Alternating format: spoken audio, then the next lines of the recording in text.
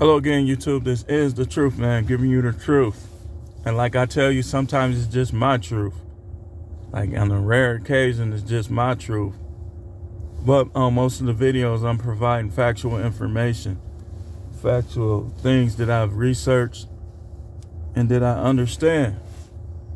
I got a couple short videos I want to do. And then one that might not be as short. And I want to start by talking about my Green Bay Packers and how they lost to the San Francisco 49ers. What was it? 13-10? Okay. Who gets the blame? And the answer is everybody, but to a different degree. And I'm gonna show you what I mean. First, the coaching. I think the coaching is the least of the blame. Is the least. Because on a lot of those missed plays, the play was there. So I don't know why Matt LaFleur trying to save face and just blame himself. It was his fault and the coaching staff the least. The least.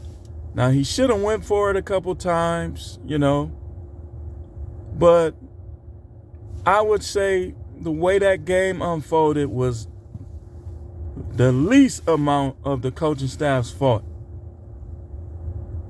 Now, secondly, it was special teams. Now, what maybe they need to start putting players like starters. Like, you get to the playoffs, you having problems with special teams, throw your starters out there. Because they should not, you in the playoffs, you in a divisional playoff, they should not be coming up the middle blocking your kicks. They should not be blocking your punts. And then turn around and score? Unacceptable. So I would say, percentage-wise, I would blame the coaching staff 10%. Special teams, 39%. And Aaron Rodgers get the rest of the blame. And I'm going to tell you why. A number of reasons. Aaron Rodgers is a Hall of Fame quarterback. But let's be honest. You start to get older and older, and your skills might not erode completely. But with some people, like, it'd be certain stuff. Like last year or the year before that, I think it was, he could have scrambled, ran in for the touchdown. Instead, he tried to throw incomplete. This year, you have St. Brown, like, just striding up the field behind the defender for the bomb. You have on the other side Davante Adams, double cover. You throw to Davante Adams. That play would have won the game, hands down. Would have been over. They would have had the momentum. The defense would have did what they had to do. You don't want to always put your defense. As a matter of fact, we're going to change the percentages a little bit. You don't always want to put your defense in a spot like that where they have either they stop the first down or you don't want to always be in that spot. Because that gives the momentum to the offense. So I would say 10% coaching staff. 40% special teams. 30% Aaron Rodgers. And 10% that defense. Because they should have got the stop when they needed to. They played a good game, but they didn't get the stops they needed. You stuff him in that middle. How is he coming up the middle on a gimmick play? Fourth down. Was it fourth down or third down? Shouldn't have happened. So what I believe it's time to move on from Rodgers. He's going to get you back. He's going to get his revenge.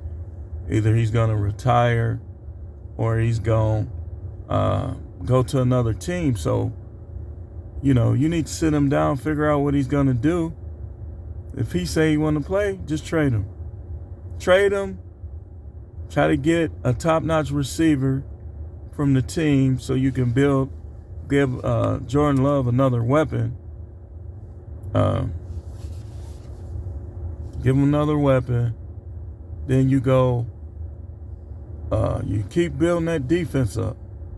You know, you need just a little bit more of a pass rush. The pass rush is good, but if you get a little bit more, you'll be fine. Now, when we get our players back next year, that defense is going to, be pretty good. But I think the linebackers are good. Like, if you keep all of those linebackers, you good at linebacker. I think you good inside with Kenny Clark. If you choose to go inside and get somebody on the side of him. I think Lancaster is decent, but I think Lancaster just should be a depth player. Just come in and just give it all he got when it's time for another player to rest. You got Gary, but you put somebody else on that other side, on the other end, or you go another defensive back to grow up with Stokes and with Jair. Shut down the pass. Then you could put 8 people in the box if somebody try to run on you. So if you got Stokes, you got Jair, you got, Kevin King, if you don't have to, he all right, but I wouldn't just depend on him. Then the safeties is good. I would say like a nickel corner, like to go on the field. I would start Stokes no matter what. Tell Kevin King, we're going to use you in a different way. And then get another defensive back to go with Kevin King in those packages and just start Stokes on one side, Jair on the other side. And as far as Jordan Love, everybody that's playing this Rodgers game, just get rid of them. Rebuild. Just get rid of them. I don't like how they keep saying they want Rodgers back. You got Jordan Love. You made your decision. Now stick with it. If that was the case, you should have told Rodgers that you were going to draft Jordan Love. That's unfair to Jordan Love. And people, he ain't that good at it. Man, do you know football? Do you know, how can you judge? Do you remember when Peyton Manning, Drew Brees, Troy Aikman, you remember when they started out? You clearly don't remember when they started out.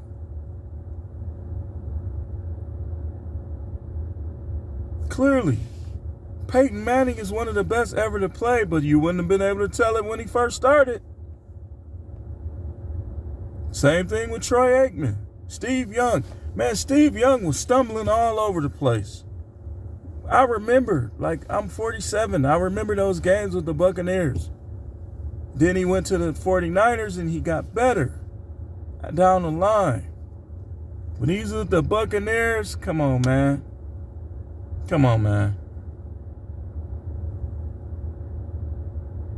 Give him a chance, man. Give Jordan Love 2 years of starting. If he sucks for 2 years, then he's gonna suck.